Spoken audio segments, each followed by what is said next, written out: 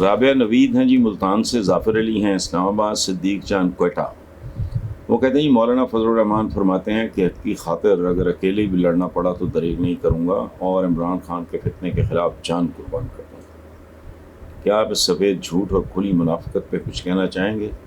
جو کہنا تھا رابعہ بی بی آپ نے کہہ دیا، ظافر صاحب آپ نے کہہ دیا، صدیق جان صاحب آپ نے کہہ دیا، میں نے کیا کہنا ہے۔ حق کی خاطر اگر یہ اتنا ہی جانے دینے والے ہوتے تو یقین کریں نہ پاکستان دو لخت ہوتا، ان کی تو خیر ایک اپنی تاریخ بھی ہے، اور نہ آج پاکستان اس حال کو پہنچا ہوا ہوتا۔ A man is known by the company he enjoys۔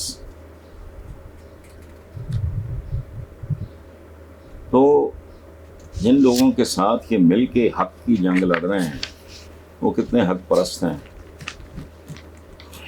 خدا کی پناہ۔ بہرحال